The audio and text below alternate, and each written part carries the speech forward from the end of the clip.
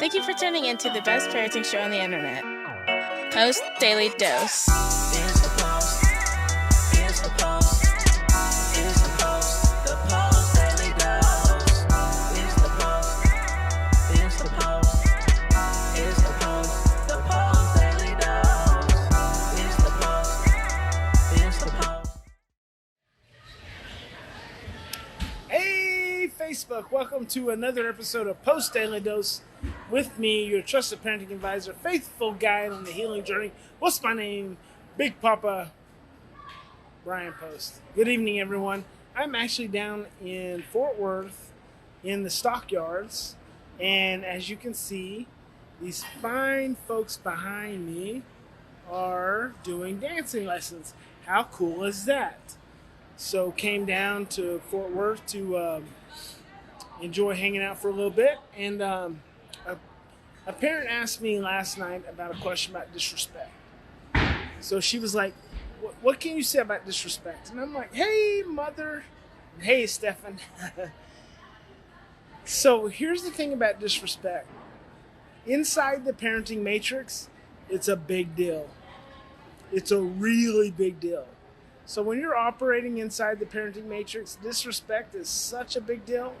But when you're operating outside of the matrix, it doesn't even exist. What does that even mean?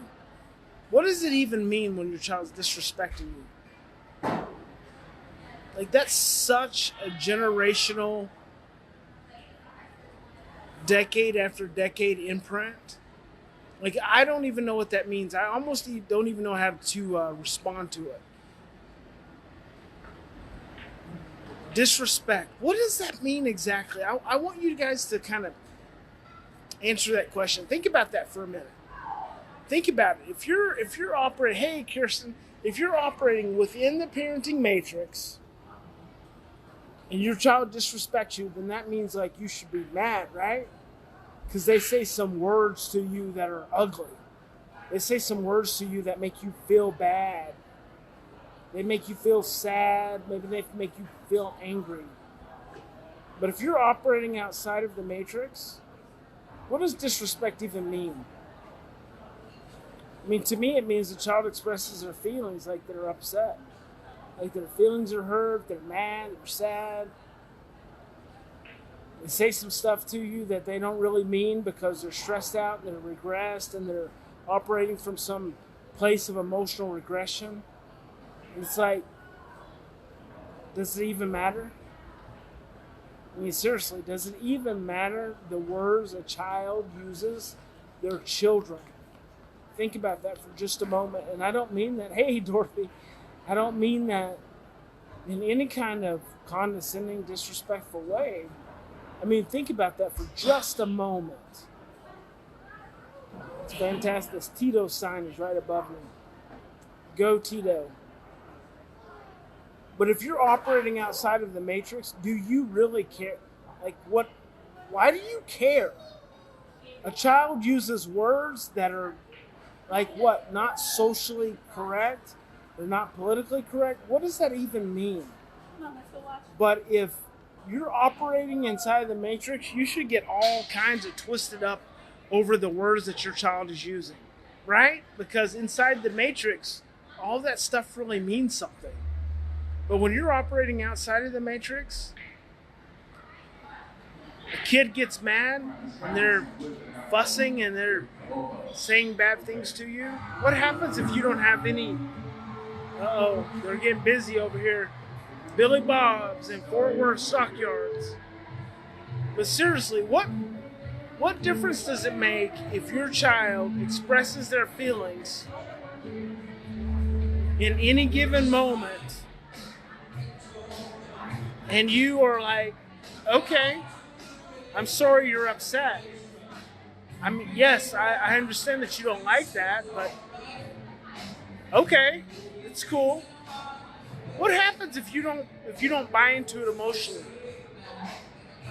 If you don't buy into it emotionally and your child says whatever they need to say, what happens? What's the outcome?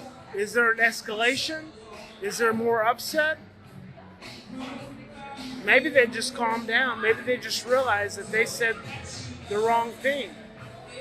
Maybe they said, maybe when you don't become reactive, maybe your child realizes in that moment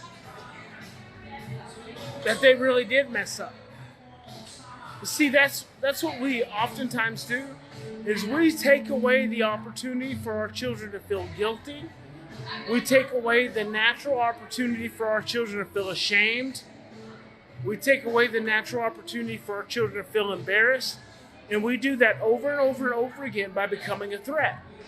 When you become a threat to your child's behavior, then you're taking away the natural opportunity for them to learn. It's like taking away the natural consequence. See, we all the time want to talk about a natural consequence. You can't create a natural consequence. This is what's important. All of the parents that try to practice love and logic because they think it's natural consequences, there's no such thing as you creating a natural consequence. That's why they call it natural, because it's a natural consequence. You can't prevent it. There's nothing you can do to stop it. It's a natural consequence. But when you all of a sudden create some kind of drama around your child's disrespect, now you're creating a false reality. And that reality is based on your own feeling of insecurity, your own feeling of being overwhelmed. What happens if you just remove all of the emotional reactivity to your child's disrespect? What if it doesn't even matter anymore? What if it's no longer important? What happens then? So I want you to think about that, because I feel like it's really important when it comes to parenting, because so much of Inside the Matrix is about creating this punishment, creating this control, creating this dominance, creating this authority of you as the parent. What if, as the parent, you remove all of the emotion from being bought into your children's behaviors? What if your child's behavior is not about you? What if your child's behavior is about them working through something else? Then you don't have to be so stressed out over it. Right? So think about that for a moment. Your children being disrespectful has nothing to do with you. You buying into that has everything to do with you. But what happens if all you do is you stay present, you stay aware, you stay conscious of where your children are at and what their need is. You go with the emotional need and not the cognitive or the chronological need. Remember, in any given situation, we always have two choices. We can continue to react from the same old parenting matrix of fear and stress and overwhelm and reactivity, or we can stop in any given moment. We can take 3 to 10 deep breaths, and we truly can. We can slow down, and we can choose love. God bless every one of you. Big Papa loves you. Keep doing the job you're doing, because I know it's not easy. It's not easy being parenting. It's not easy being a parent. It's not easy parenting. And it's certainly not easy being the parent of a traumatized child. So keep working on it. Don't give up. Keep looking to get outside of the parenting matrix. You'll have a breakthrough. Don't give up. Big Papa loves you. I'll see you tomorrow.